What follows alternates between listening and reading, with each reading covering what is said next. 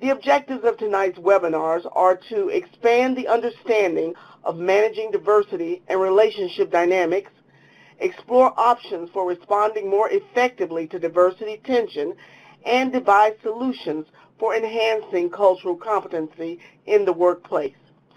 NHSC is pleased to offer continuing education units and continuing medical education credits of 1.5 hours for all disciplines participating in this webinar.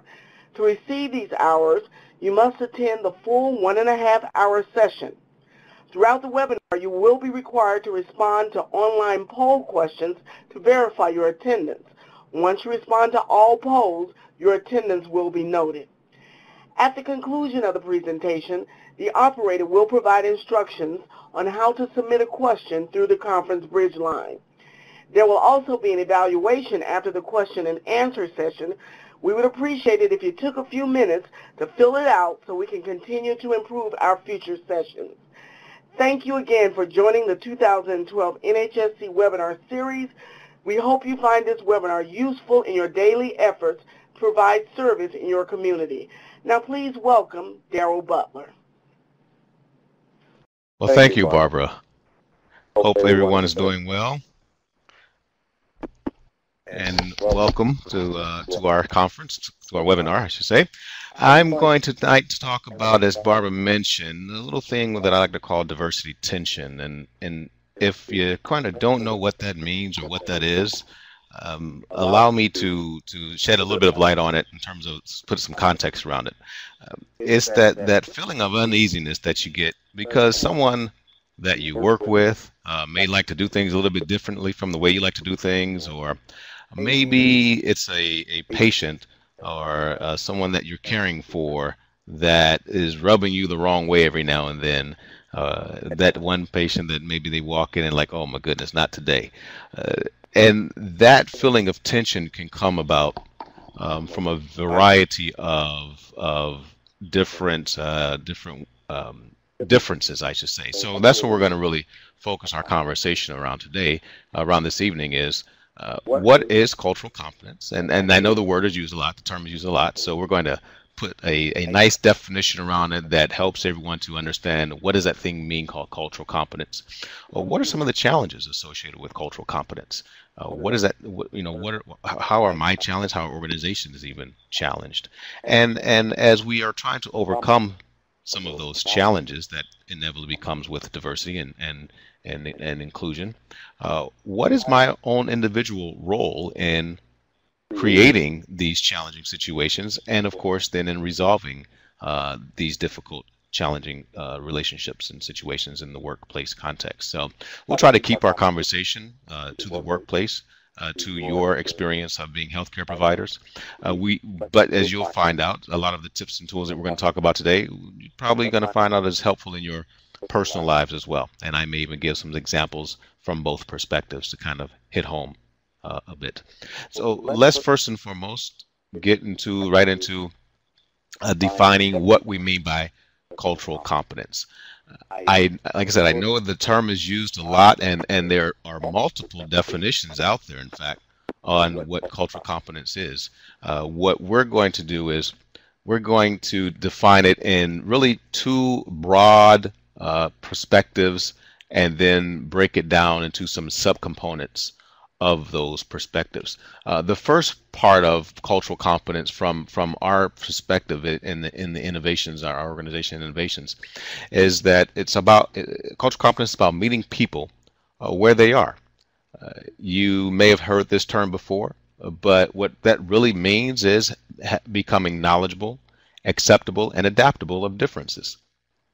It doesn't mean that I have to know everything there is to know about every difference or every culture that's out there. Being knowledgeable simply says I'm kind of in a continuous learning process. Acceptable simply says that even when I am experiencing differences that either I'm not aware of or differences that do make me uneasy, I'm moving myself to some level of acceptance. And in the workplace context, I think that's very important, because there may be a difference that someone is exhibiting, that might make you uneasy. However, you've still got to meet the objective of providing great patient care.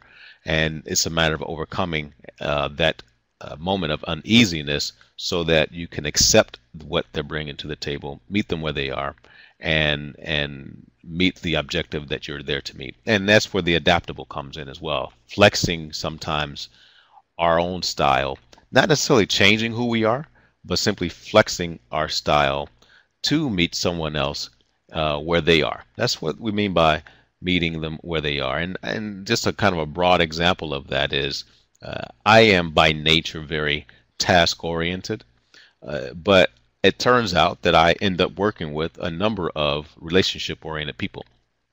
I guess that's just the universe's way of testing my diversity and inclusion skill set.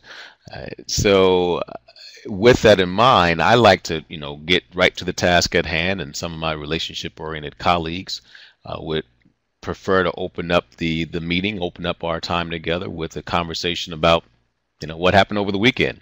As a task-oriented person, my perspective is the weekend is done, that task is over, let's move on to today. But I get that, and that they may want to have that conversation just to kind of put the moment at ease. So I flex my style a little bit and prepare for that in fact, and engage in that conversation without looking at my watch as to say, are we done yet? So that's a little bit about what we mean by meet them where they are, and that's really showing ultimately some cultural humility, I would call it. And then the other component of cultural competence is really understanding how you show up and how you. Oops, I'm sorry. Where's that? How you show up has two components in and of itself. How you show up in terms of the impact of your behaviors on others. We'll talk a little bit more about that in a little while. And another thing we'll talk about in this conversation this evening is and how we respond to diversity tension. So again, cultural competence, meeting people where they are, that's about them, and knowing how you show up, that's about you. So having some cultural humility towards others and truly understanding you in terms of how you're showing up at the table. So now when we're talking about cultural competency and where does this fit, the differences that we're talking about, they're really, a lot of ways in which we might be similar or different for that matter. And so in this conversation, we like to identify or at least put some context around the various ways in which we might feel different. The various ways in which we might feel different might be different, not feel different, but show up differently. Long list, but one of the things we do is we put the list into some categories. The first category that we like to use is something we call primary differences. You might see other terms for these particular differences, but primary differences are represented by things like age, race, ethnicity, gender, sexual orientation, or physical abilities. And if you look at that list there, the first thing that you might notice is that it is a list of differences that, for the most part, we don't have a lot of choice over. 18 was a great age. It was a long time ago, and as much as I try to show up as an 18-year-old or again, by choices, that's not going to happen. Someone's going to call me out. So, again, we don't have a lot of choice over these. These are kind of the ways in which we are. It is what it is. Another commonality about the primary differences is that we have laws around these, laws that say we're not to discriminate around these. We have federal laws of anti-discrimination around these particular differences with all except sexual orientation. There are some individual states that have state laws around sexual orientation discrimination, but there's no federal law as of yet. So those are some things, and if you look at that list, everyone in your organization, everyone that you work with, everyone that's on this call, in fact, first and foremost, we're all included in the conversation of inclusion and cultural competence.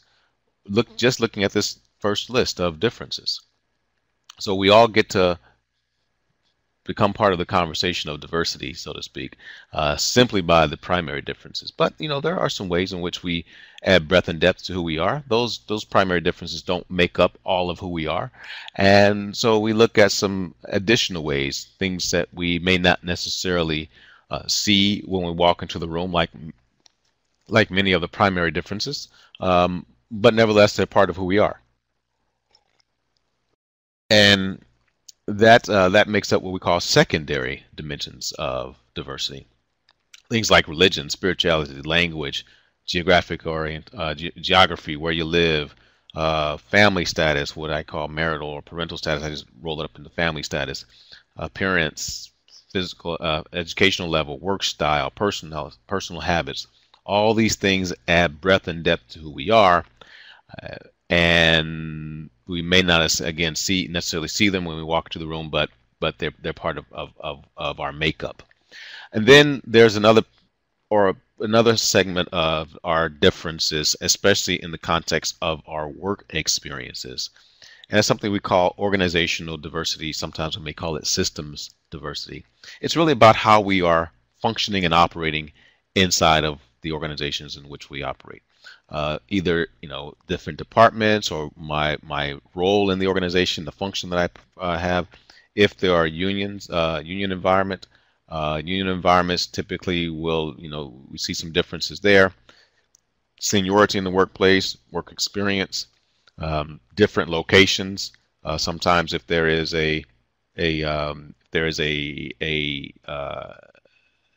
satellite office, a satellite site for the main hospital, as an example, there may be some diversity challenges or tension going on between those different sites or different departments or different functions within a hospital or clinic setting, just as an example. So the reason why we really like to get a broader understanding of what we mean by differences that impact in cultural competence is, when we look at this list of differences, they have ways in which they impact us in many different aspects of our lives.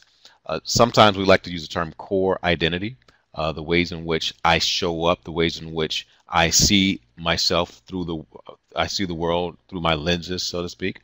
And so what I like for you to do is to think about looking at this list. What are some of these differences that represent how you identify yourself? And I'm gonna draw a circle around a couple of the ones that represent what I like to call my core identity. So one of my core identities is race. Another one, I'll go ahead and I'll combine marital status and parental status, and I'll just call that family status. And another one of my core identities is, well, we'll call it personal habits. We'll fit into personal habits. So let me give you a couple of examples. In terms of race, for me, major core identity for me, I'm an African American male. When I worked in corporate America in the pharmaceutical industry, I have multiple examples in which I showed up in marketing meetings, providing a perspective of my life as an African American male. I remember we talked when we were launching our osteoporosis drug, as an example, and the conversation from the marketing department was they weren't going to focus efforts on African American women, because African American women just didn't have osteoporosis at high numbers as compared to Caucasian and Asian women. And I remember having a conversation with one of my representatives at the time, who was African American as well, and we started sharing different people in her family in particular that had osteoporosis, African American women. And so we said, well, that sounds like a different story from what we were told in the launch meeting. So we started, we said, well, let's put on our lenses through our experience of being African American, and see if we can have a different conversation, a different story to tell our physicians that we're calling on. And surely enough, the data that we discovered was that osteoporosis, being the rate of bone loss, the rate of bone loss does occur with African American women. at a similar rate. The difference typically is that African American women may have a longer, may have a higher bone density to begin with, and so that was a different story to have to go in and into a call for on a physician and share. I mean, it was, one story would have been, oh, doctor, the African American women in your patient population, don't worry about them and osteoporosis, so don't worry about this particular drug. Um, Another story that we came up with was, did you know that the rate of bone loss does occur in African American women, even though they start off with a higher bone density? So it's worthy of checking to make sure that that rate of bone loss is not impacting them with the end result of osteoporosis.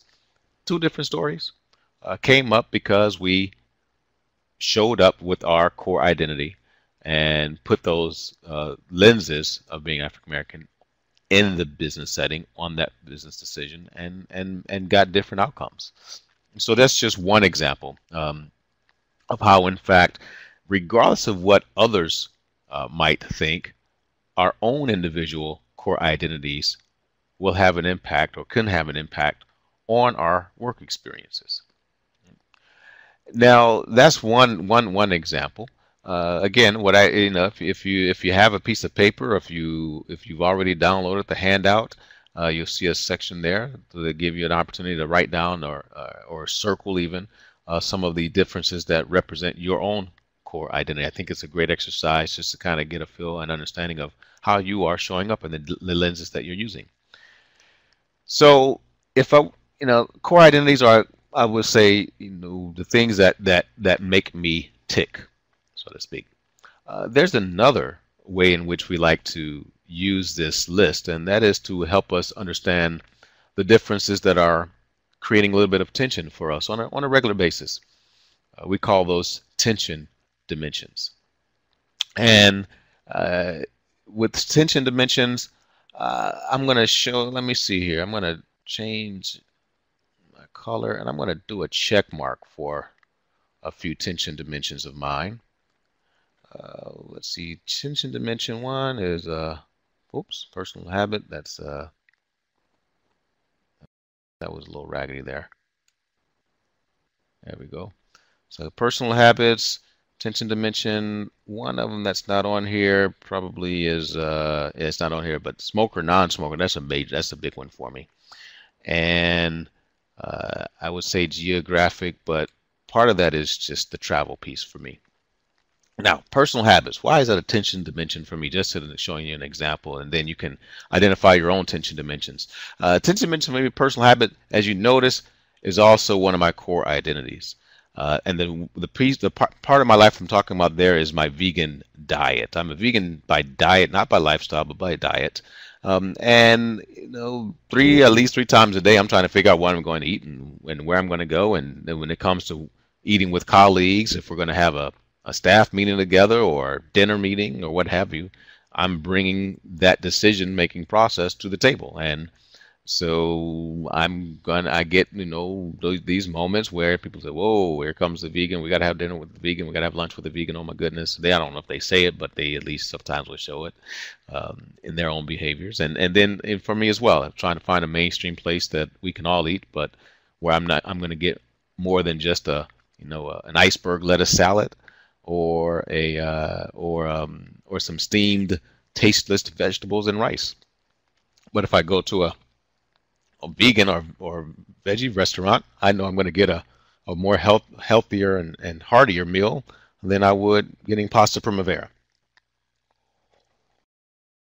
So as you can imagine, if anyone has worked in these situations or experienced these situations, that creates a little bit of tension for us at times. So again, just as you identified a couple of your own core identities, I'll invite you to now identify some dimensions with a check mark, or just writing down in your list if you're writing on a note, some dimensions that represent that bring you some tension, some uneasiness on a regular basis, especially that have a workplace impact.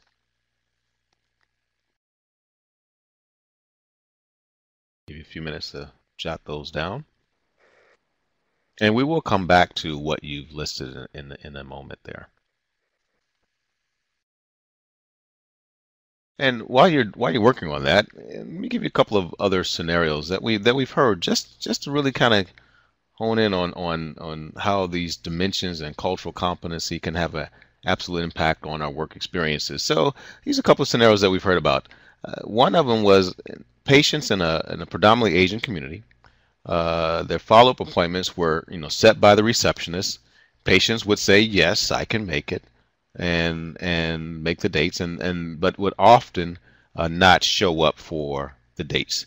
So there was a compliance challenge in terms of showing up for appointments within this particular population. And again, putting on some cultural competent lenses on the situation, one of the physicians, I believe the physician, the provider was of Asian background as well, realized that part of the challenge was that it was simply culturally polite just to say yes when asked a question, even if a particular person wasn't sure or couldn't make the appointment that was set by the receptionist. So, but again, the receptionist taking that initiative and saying, "Okay, we've got you scheduled now for this date." Da da da da. Yes, thank you. Was the general interaction. Once this issue was clarified, and I think a different approach was utilized by the receptionist, and that approach was getting more input from the patient as opposed to giving the patient the date, getting input to find out what was the best date for the patient. The no-show rate was significantly decreased. Again, a major impact on the business because, as you know, missed appointments can have an impact on our dollars, and accountants will tell you that. But addressing it through culturally competent lenses resulted in better results for the business. Another story, I really like this story. This is a story of a nurse practitioner who was originally from Cambridge, Massachusetts, who is now working in a coal mining community. And she'd been there for a little while. And there was one particular situation where she shared with us that she was called to help deliver babies at a farm across from the clinic. When she arrived at the farm, finding out that it was actually a pygmy goat farm, it was a pygmy goat that was having multiple babies. So, I guess her first thought, I'm going to make the assumption, was I am not a veterinarian technician. I am a people nurse. But she went with it anyway. She shows some adaptability. If you go back to our definition of cultural competency, she accepted the moment and adapted to the moment and really got in there and helped out deliver the baby. And lo and behold, sometime later, I think the particular that particular situation, the family, maybe I think later on ended up losing their farm or something like that. But they gave her a pygmy goat to a baby as a gift for their for her helping them out. So I don't know if anyone else has ever gotten a pygmy goat gift. I have not, but I can imagine that would be a way of her realizing, and then that was essentially the case, that she had been accepted by the community by showing her own acceptance and adaptability to a community that was very foreign to her. Some other traditions that she shared with us, if a baby had a earache, the father would pee in the ear, and she went with the approach at first of saying, "Don't pee in the baby's ear." That wasn't working, so she just simply said, "Okay, if you got to pee in the ear, and then bring the baby to me so I can just make sure that the baby's okay." So, again, showing that adaptability to help meet people where they are. And our final scenario is, I put this one in here because this was shared with us at one of the conferences, and it was a clinician with a history of alcoholism who had expressed some discomfort in attending the end of the year holiday party because liquor was being served at the party. And she didn't want the party to not happen. She just simply requested that she be able to excuse herself without, getting docked for pay or anything like that. And as it turned out, by not showing that level of adaptability, she was told that she would have to take a vacation day if she did not show up to the party. And as you can imagine, this particular provider was not happy with that outcome, was not happy with that suggestion, to the point that she actually, in fact, shared it sometime later at one of our conferences. So you could tell that it was still sitting with her in a moment of discomfort. And I shared that because I wanted to show you the impact, first to show when we use that level of cultural competence by meeting people where they are and understanding how we show up, and we show up differently, then we bridge the gaps and we get different outcomes. We get more positive outcomes. We get highly impactful outcomes. When we don't show that level of cultural competence and meet people where they are and show some adaptability and get confused on the requirements that we'll talk about a little bit later, what happens is we might find ourselves in a situation where a colleague is still not satisfied. And as it turns out, employee satisfaction is actually a key component of better business results. So employee not being satisfied when we haven't applied cultural competence in its best way. What I like to do now is I want you, as you keep thinking about the impact of our diversity differences, our dimensions of diversity, and our differences, and the tension that sometimes cause. I want you to think of this scenario. If two individuals came to work together and they liked each other, which means that they get along, they are both motivated to do the work, and they are both competent in doing the work. So they like each other, they're motivated, and they're competent. Thinking, is that a good formula for them to successfully work well together? So I want you to keep that thought in your mind as you view this video scenario that we have, that we'll share, called The Giraffe and the Elephant.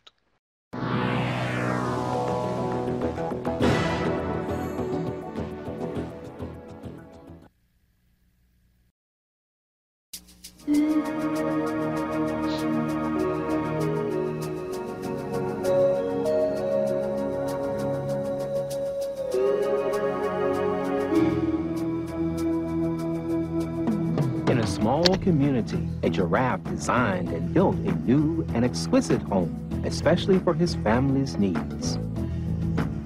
It was a home ideally suited for giraffes, with high windows that ensured maximum light and good views, while protecting the family's privacy.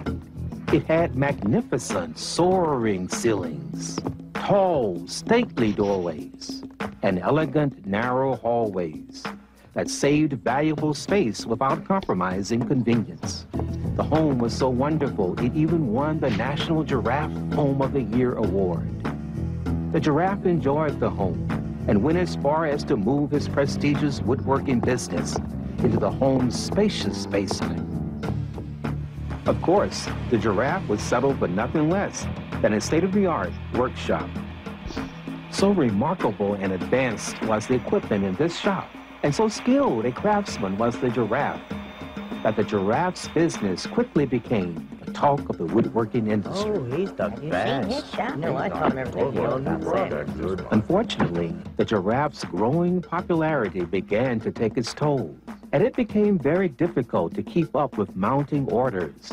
Most days, it was all the giraffe could do to take a break or steal a breath of fresh air.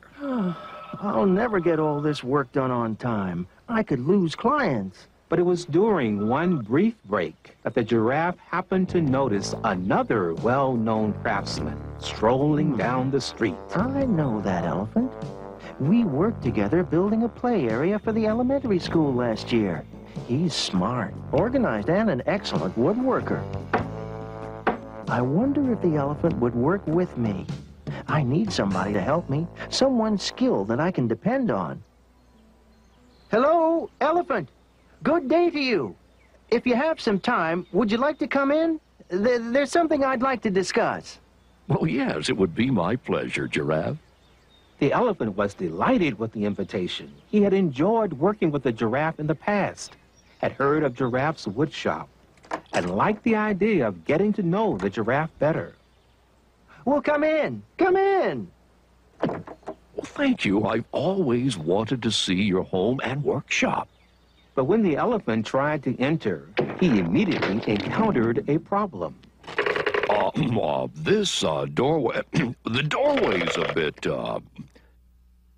I believe I'm stuck. Oh, dear. It's a good thing I put this doorway on double hinges. It's so I can bring in my equipment. This'll just take a moment. Sorry about that. Thanks, Giraffe. Soon, the two acquaintances were happily exchanging woodworking stories, and their appreciation of each other's skill grew by leaps and bounds. Oh, that's wonderful, Elephant. Beautifully done. This equipment sure makes it easy. It was obvious that they got along very well. So well, in fact, that the giraffe offered the elephant a partnership on the spot. The elephant quickly accepted. Work with the giraffe would not only elevate his status in the industry, but would clearly increase his income. Honey, telephone. Coming! Oh, excuse me. I better take that in my den. Oh, of course. Well, I guess I'll get started. That would be great. My workspace is now your workspace. Left alone, the elephant looked around and noticed a room full of raw wood. Say, I'll bet there's some more cherry wood in there. So he decided to investigate. Uh-oh. This is not good. I'd better tell Giraffe. Oh. Oh, no. The elephant was very frustrated. Good heavens, Elephant. What happened? Are you all right? I'm very sorry, Giraffe. I was trying to get right to work and, Oh, I see the problem. That door was too narrow again. I guess we'll have to make you more flexible. What? Well, you know, there's an aerobic studio near here. I bet if you took some classes... Do it, wanna do it, feel the burn, wanna do it. Well, they do a lot of stretching and exercising. If we can get you to do a lot of that stretching part, maybe we can elongate your body. Yeah, well, maybe... Obviously, the stairs are too weak to hold your weight. If you go to a ballet class at night...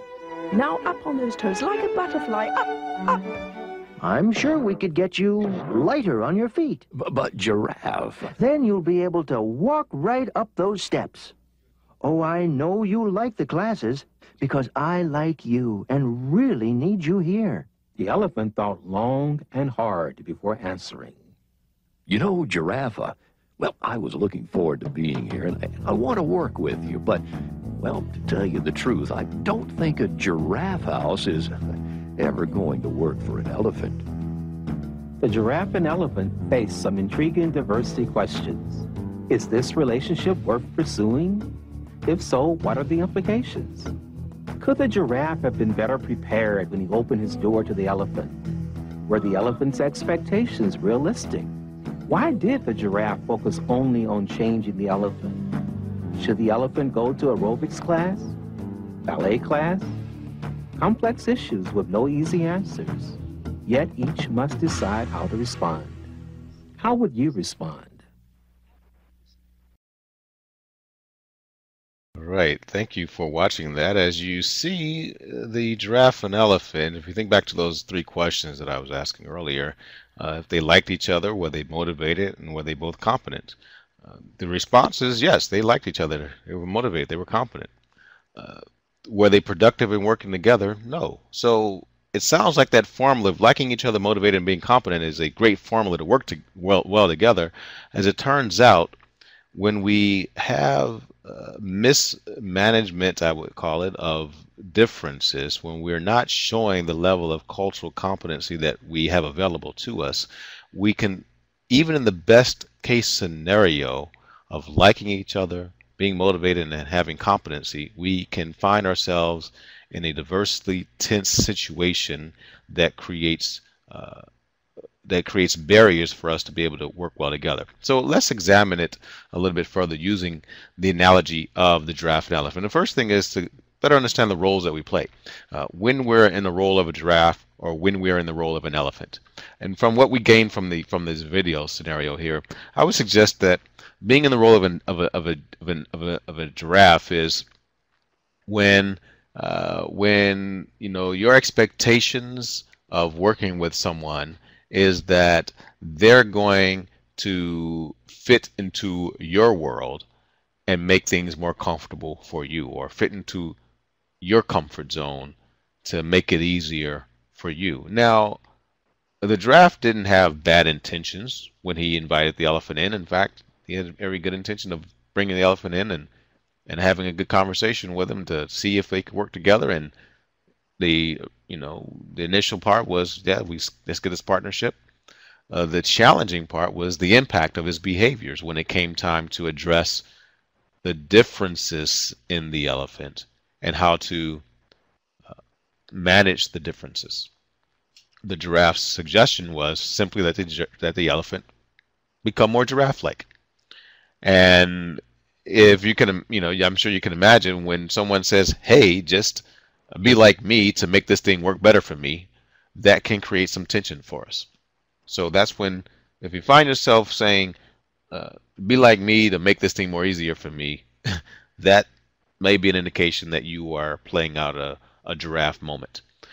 Now, what about an elephant moment? What about being in an elephant role? When we are in the role of the elephant, it's when we are the ones being asked to make changes, make adjustments, not so much to fit requirements, but more so to fit and succeed in the organization by meeting someone's preferences that typically don't have much to do at all with meeting the objectives of the organization or meeting my own objectives, what we're trying to accomplish in the organization.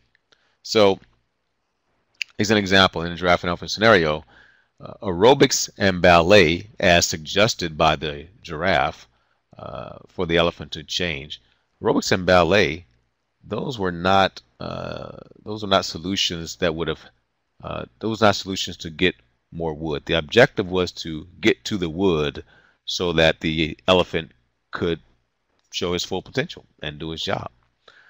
The suggestions by the giraffe to do aerobics and ballet was not meeting the objective of getting to the wood. It was meeting the objective of becoming more giraffe-like to get to the wood. And so that's where the tension became unsurmountable, because they couldn't get out of their own individual lenses and see it from another perspective. If I were a giraffe and I would see from the perspective of the elephant that aerobics and ballet, hey, as much, 6 months down the road, even if the elephant were to do aerobics and ballet, he's still going to be an elephant. The size and the weight of an elephant are core identities. We said earlier that for the most part, core identities, primary dimensions. For the most part, primary dimensions are unchangeable. So when someone says, hey, change an unchangeable to make me more comfortable, that enhances the tension that I'm going to experience. And even if it is a changeable, if it's not necessary to change that or flex that to meet the objectives, again, it's going to create tension for me. My diet is not a primary dimension, but if someone were to say, hey, just go to Morton Steakhouse and eat a prime rib to keep us all comfortable in our decision of where we're going to go eat, Daryl, that's going to create a lot of tension in me, because it's not going to happen, first of all. Just an example. So we get from the giraffe and elephant scenarios that when we find ourselves in these diversity tense moments, we are going to play either role. We might either be in the role of the giraffe, or we're saying, hey, change, or we might find ourselves in the role of the elephant, where someone is saying to us, hey, you change. Regardless, it's going to create a little bit of challenge for us. And if you think back to the tension dimensions that you identified a little bit earlier, I want you to especially use them in the context of the workplace. In that, take one of those tension dimensions that you identified, and thinking about what does it take to fit and succeed in the environments in which you're operating in, environments in which you're working in. Are you the giraffe, or are you the elephant in those moments of tension? Take one of those situations, and and sometimes we might be some people say a girelephant. It kind of depends upon which way I turn in the scenario. Middle level management roles are sometimes that way. If you are a provider and an administrator at your facility, that might be a situation where in the administrator role you might find yourself in the eyes of many people, a giraffe. At the provider role, you might find yourself in your own eyes as an elephant, depending upon the situation. So, again, how does that tension, how those tension dimensions play out for you in those scenarios? And the other thing I would invite you to think about is, if you were to, take one particular situation that is creating some tension for you right now or recently in your work experience, and list out what you think is necessary to have quality interpersonal relationships with the people that you're working with. You can use a particular scenario to kind of get your thoughts triggered and start listing out the things that you need for folks to make you have what I call a happy day. I mean, is it, people smiling at you the right way or shaking your hand the right way when you come into the clinic? Or is it people speaking the language that you prefer and the accent that you prefer? Or is it, talking about the shows that you watched last night? Whatever it is, whatever that list is, just start thinking about that list and jotting things down. What do you need to make things work well for you and have a happy day with the people that you're working with? And I'm talking colleagues, I'm talking customers, I'm patients that you and people that you're interacting with within the community as well. And as you're making that list, let me continue on, because what we learn from the conversation with the giraffe and elephant and from our attention dimensions is that with diversity, we're going to get some diversity tension. Now, we typically look at tension as being a bad thing when when we are stressed. That feels bad. When we are anxious, that feels bad. But tension doesn't necessarily have to be a bad thing. Tension might come even in the form of excitement.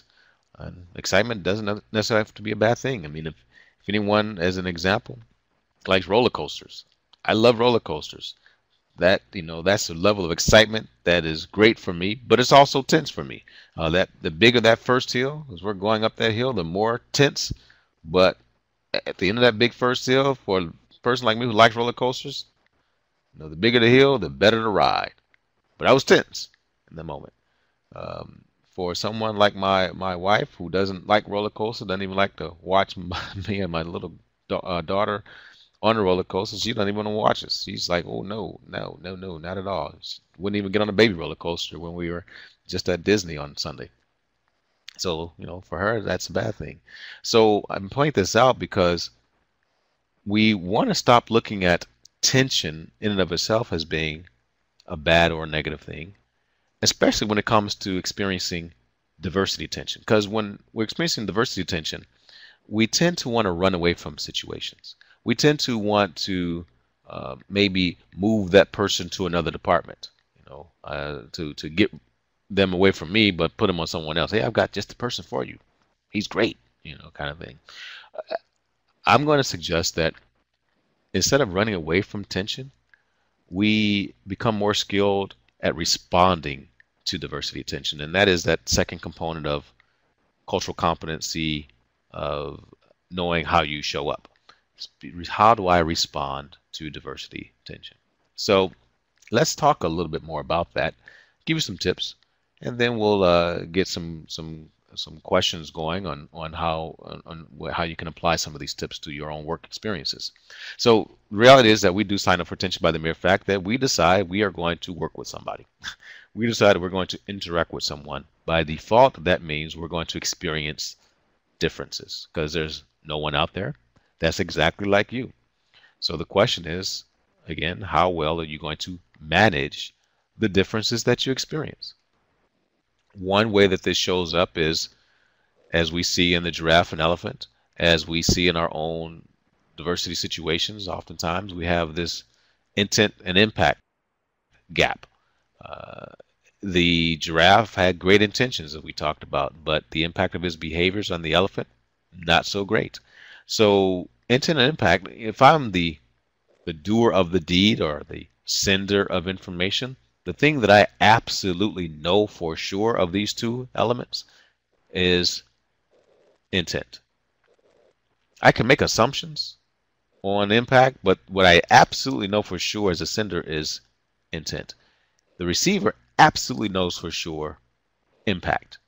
Now, oftentimes when the impact is an insensitivity, we make the assumption that the intent was bad because what we felt was bad. And that's going to create some even more diversity and tension. So knowing that sender knows intent, receiver knows impact, and in real life these are very often quite different, we have to examine what creates the gap between the two. And we're in the suggestion that what creates the gap is our own personal filters or lenses. Our life experiences make up our filters. Our core identities that we talked about earlier make up our filters. So what this model tells us is that the exact same situation might have completely different outcomes depending upon the lenses that interpreted the situation. That's why if you've ever been in a meeting and you're walking out of the meeting and your colleague got something completely different from what the speaker said versus what you got, because you are looking at it through different lenses. Or if you've ever read an email and you're thinking, wow, what are they talking about? Why are they going off on me? And you forward that email to someone else and they respond by saying, what are you talking about? They're not going off on you. Those are lenses playing out. I'll give you a perfect example. I'll take one sentence. One sentence. This sentence is, I didn't say she stole the book. That's the sentence. Now, one person might read it as saying, I didn't say she stole the book, which implies that someone else said she stole the book. Another person might read it and say, I didn't say she stole the book, which might imply someone else stole the book. Another person might read it and say, I didn't say she stole the book, which might imply she stole something else. Again, same sentence, completely different interpretation because of the lenses that it goes through. And this is happening every day, every minute of the day, as we are experiencing colleagues, patients, people in the community, friends, family, kids in the house, whatever have you. So we want to start closing the gap on the intent versus impact, and give you a couple of tips on that in a moment. Because ultimately what will happen is, as we experience tension through gaps in intent versus impact, through just challenging differences that we experience, we get into this, what I call the dance, right? The dance of tension, the dance where we are pointing fingers at one another, blaming the other person for the situation. The elephant is blaming the giraffe, and the giraffe is blaming the elephant. And in reality, as we know, we have three fingers pointing back at ourselves to remind us of our role in the dance. What am I going to do differently in this situation? That's the value of those three fingers pointing right back at me. So what I want to do then is I want to start peeling back the layer and identify what is that underlying issue that's creating the tension for me. Go back to giraffe and elephant. The underlying issue, is it that the elephant is a bad guy or that the giraffe is a bad guy? No. The underlying issue is getting to the wood in order to meet the objectives. That's it. That's what we have to address. There are probably some assumptions and beliefs on both parts. Peeling back the layer and identifying what those assumptions and beliefs can be very valuable, because that can help to expose my own stuff, the challenges that I'm having with this person.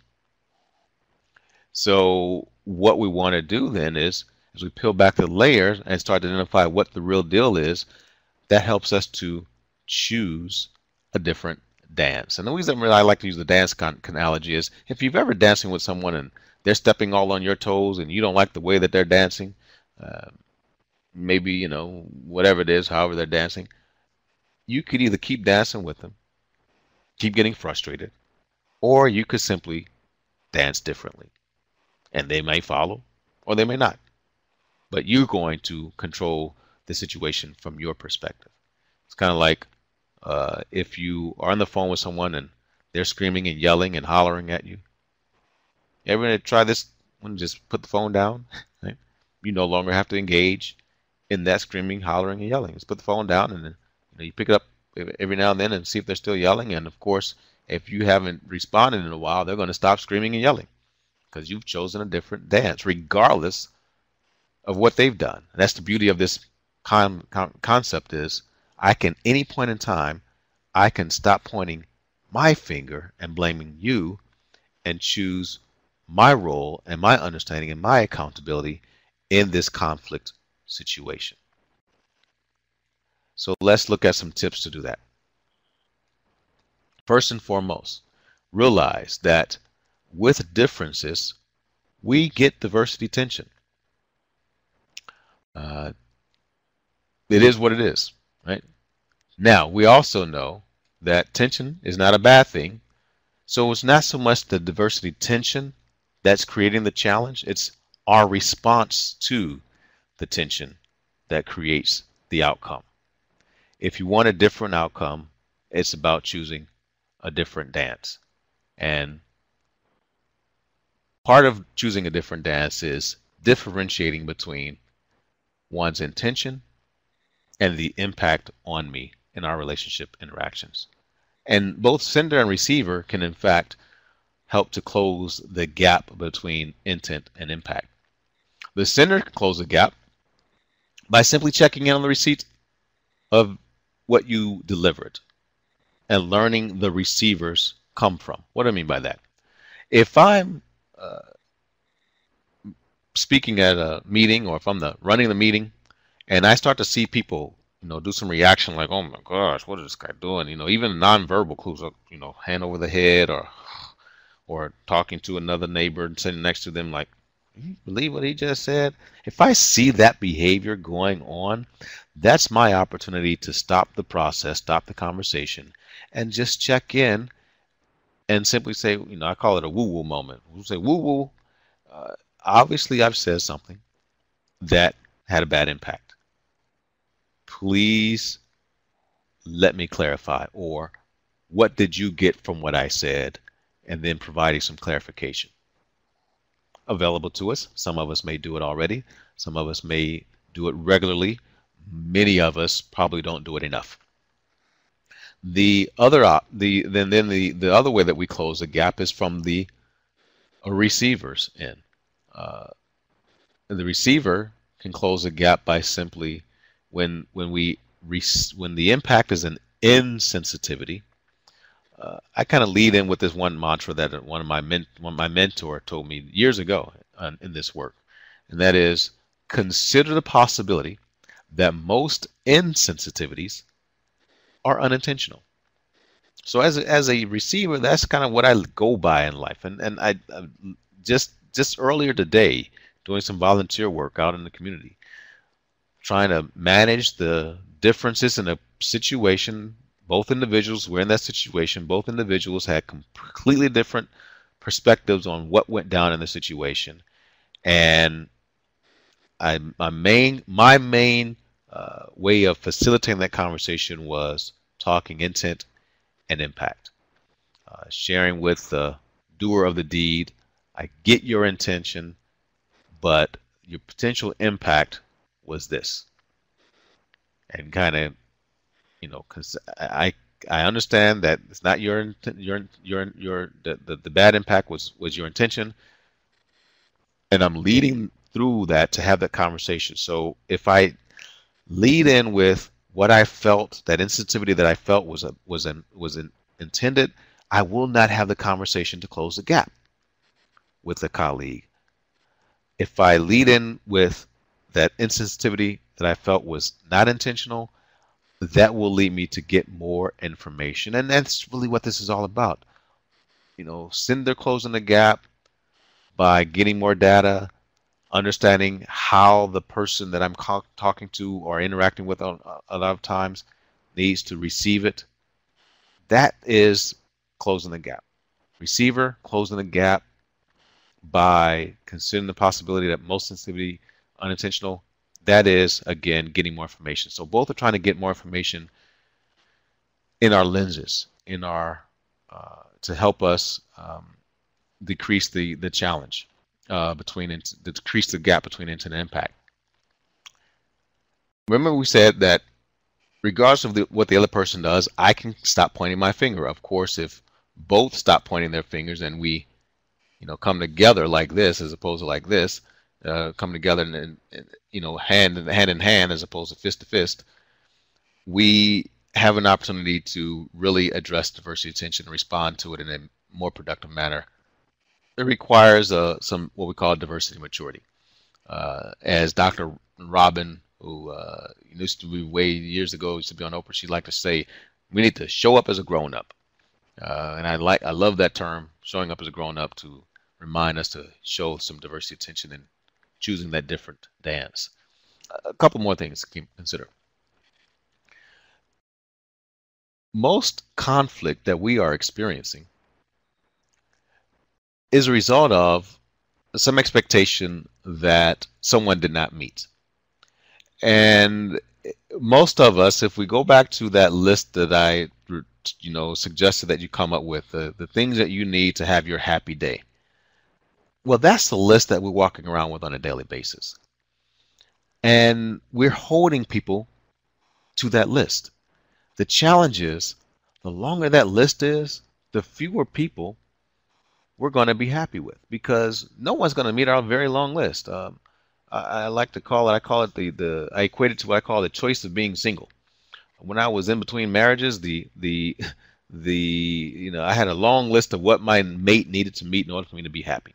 Until I realized that the longer my list was, the longer I was going to be by myself. So as I started to pare that list down to what was absolutely essential for a productive relationship, guess what happened? My mate showed up. And as it turned out, it was great. It's been great. It's been challenging, of course, but lowering my list now, do I try to pull my list out every now and then on my mate? Absolutely. And she reminds me that she didn't meet that list back then and she's not going to meet that list today. So let's go back to the workplace. When we are walking into the workplace, holding people to this very long list, shake my hand a certain way, look at the movie I would look, talk about the show I watched last night, talk about the game I watched last night, and do this, all these things that we're holding folks to, and have your hair a certain way, and don't wear this, and don't wear that, and don't wear this piercing, and all of these things that we're holding folks to that may or may not have anything to do with meeting the objectives of the job. We need to hold people to the absolute essentials that we need to meet the objectives of the job. That's it. And that list gets very, very short. And that's a list that you may have a conversation about when you get back to the workplace and start talking about, what are our absolute requirements, and start to differentiate those from these preferences that we like to have. And when someone starts talking about, well, I don't like my cousin, she was interviewing for a physician position to fill at her clinic that she was managing. And she called me up and she was like, Daryl, this guy, he's great on paper. This guy is fantastic. But it was just something about him that I didn't like. I told my cousin, I said, what's going on there is that he's violating your personal preference. The next question was, is violation of your personal preference grounds for not hiring this individual? And she had to get to the point where she answered the question, no, it's not. I've got to focus back to, does he meet the requirements of the job? And that's what drove her to actually suggesting that the position get hired on board. And the position turned out great. Did she have to work with her own diversity attention with the physician? Absolutely. But the impact of that physician on providing patient care was fantastic. Take ownership. Take ownership for my role in the dance. That's about peeling back the layers a little bit differently and saying, this person that I'm experiencing tension with, what am I ultimately believing about this person? what's driving my challenge with this individual, especially when they don't meet some expectation. Because when someone doesn't meet those expectations, I start to come up with some ideas in my head about why they didn't meet the expectation. Oh, yes, because they're old. It's because they're young. It's because they're from this community. It's because from their community. It's because they didn't speak, proper English. And it's because whatever. I start pulling up all of these diversity things, pulling up all the cards, so to speak, and the beliefs that I have about that particular difference. And I've got to really address that and say, how am I playing out these beliefs in my actions toward the individual? And then I've got to say, I'm going to do something differently. I'm going to move beyond my comfort zone, get some more information on this individual, maybe some way establish a different kind of relationship with them, go out to lunch with them to get some more information on them. And not saying information to intel against them, more so information to get to know them in a different way, so that my lenses, otherwise tainted towards them, become much clearer towards them and what they can do for how we work together to provide great patient care. That's what it was about. That's what we mean by choosing that different dance. So as we move towards cultural competence, we want to value the differences that people are bringing to the table by meeting them where they are and seeking validity in the different perspectives that everyone has to offer. Does that mean that we're going to embrace every difference that people bring into the workplace? No. But it does mean that we will differentiate those differences, and those differences that add value to our ability to get the job done, to providing great patient care. Those are the differences that we're going to embrace, integrate, and utilize. Most of the other differences don't have an impact, and we're simply just going to learn how to manage those.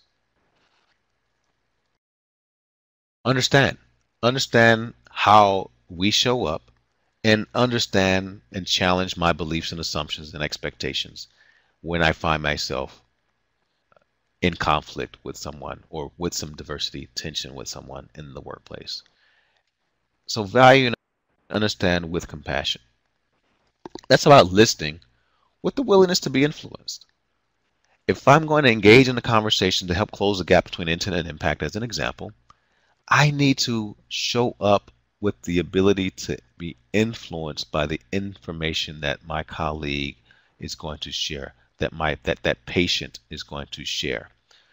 When the receptionist learned of the need to not suggest a date, but merely ask about possible dates, that adaptability and flexibility happened because that receptionist was willing to be influenced by a new way or a different way of making appointments, and they got better results as an example, as a result. So I'm going to conclude my formal portion and say thank you. These are ways in which you can reach me, and we're going to open And at this for time, if you would like questions. to ask a question, press star, then the number 1 on your telephone keypad. Again, that is star 1 to ask a question. We'll pause for just a moment to compile the Q&A roster.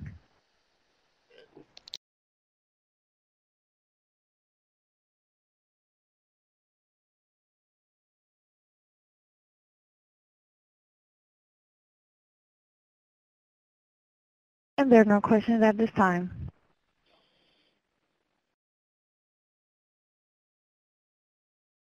Just want to make sure no one else has a question before we conclude tonight. Are there any other questions? Again, that is star 1. So no one has a burning question? Does anyone have a burning question about a situation that's going on right now in their workplace, and they got a colleague that is getting on your last nerve, and you want to say, Daryl, how do I apply what you just talked about? Because people always walk up to me after the fact and say, I got one. So. And there are no questions at this time. Well, let's see. There's a question that, is this something that someone wrote? Oh, how do I take this back to my agency to make a difference in the culture? Great question. Okay, so A couple of tips. One thing is terminology, right? So you can start using terminology that will simply get people to think differently. Terminology like preferences versus requirements. So if someone is getting hung up on, well, I don't know, well, I'll give you another example. There was an African American patient who made a complaint about two Latina nurses who were speaking in Spanish in the exam room. And the African American patient made the complaint saying that they thought that the nurses should only speak Spanish. Well, my response to that situation simply is this: what's the requirement? What's the preference? If the requirement is to speak in a way in which the patient understands when speaking to the patient, then you may have a requirement of, when talking to the patient, you speak in English. But when talking to each other, what was playing out there is that patient was having a moment of infusing her preference on the situation, because the two individuals turn towards each other and start talking to each other and probably talk to each other in their comfort zone language. So using the terminology, is there a requirement for them to turn to each other and talk to each other in English, or is there a requirement for them to turn to each other and talk to each other in a way that helps them understand each other as best as possible in that moment? If that's the requirement for them to communicate, to help each other understand each other, to whatever it is, go get the item that needs to be gotten out of the locked cabinet, I need to talk to you in a way that I understand you. So, and I always take that back to, if I were in Germany and my German is a little bit challenged, it's never going to sound like the German's German. But if another colleague comes in from America, and when we're talking to each other, we're probably going to speak to each other in English, because that helps us to quickly understand each other. When we turn around and talk to our German colleagues, we're going to speak to them in our form of German. It's not going to be the best German, and I hope that they would, be patient with me. So using the terminology, that's how one way you can take that back to your agency. In terms of using, preferences, are we making decisions on preferences, or are we making decisions on requirements?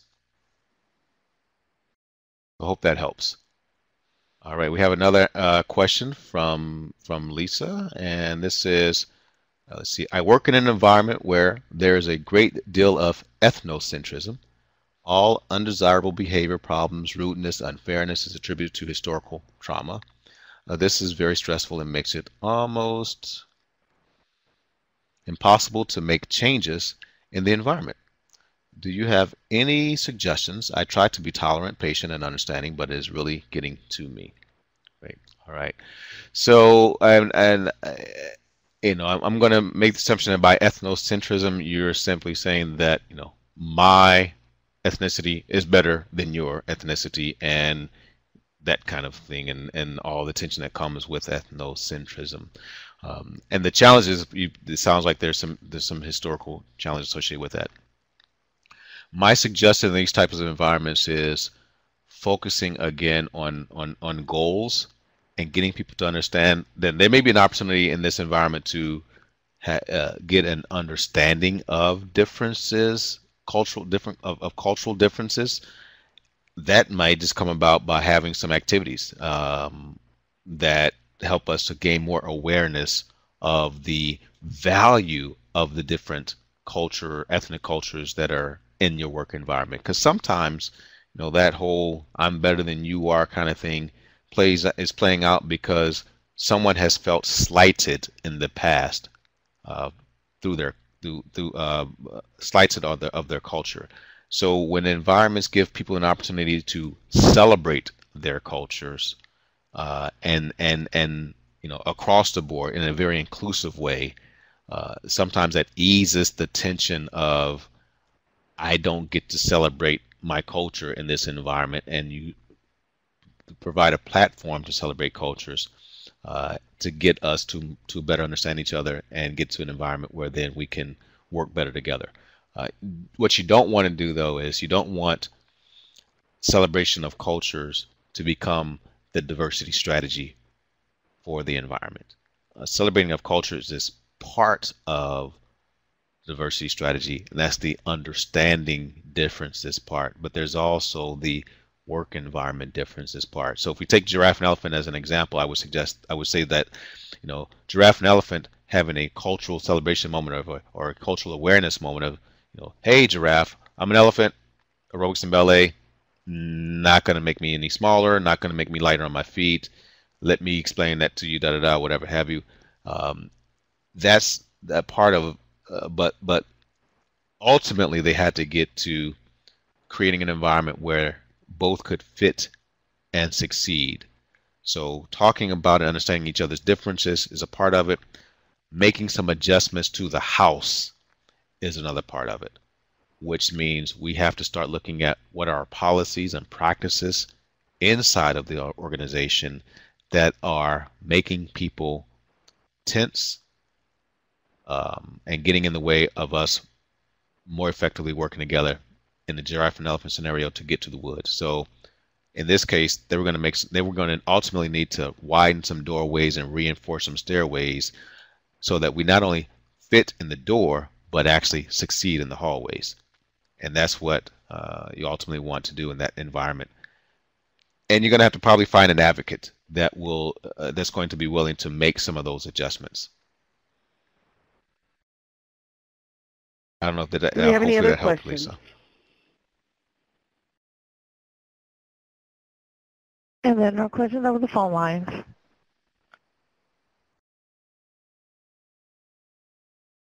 Let's see. We've got something from Marine here.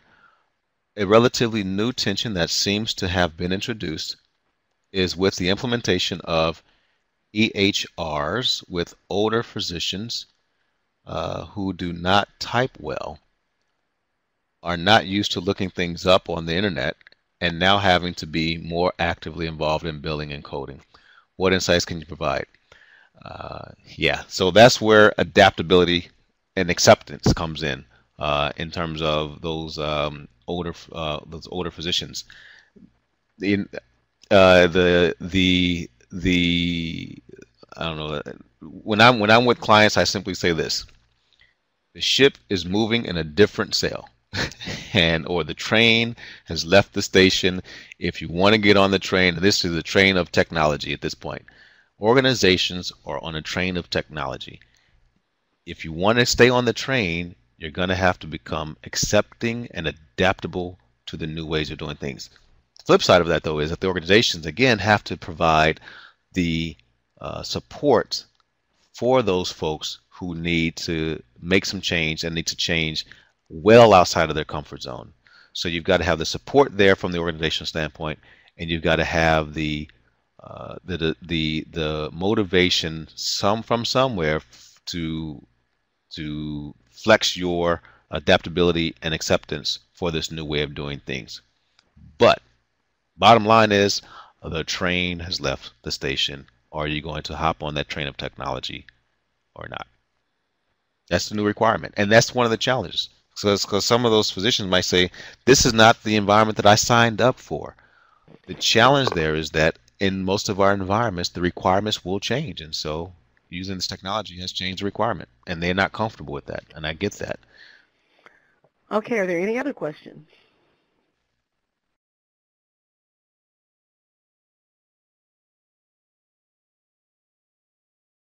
All right, well, we'd like to thank all the participants for asking the questions, and thanks to you, Mr. Butler, and all the NHSC webinar participants. At this time, we'd like to ask you to take a moment to fill out the on-screen evaluation. Your opinion will help us further develop these webinars. Again, thank you for participating tonight, and have a good evening.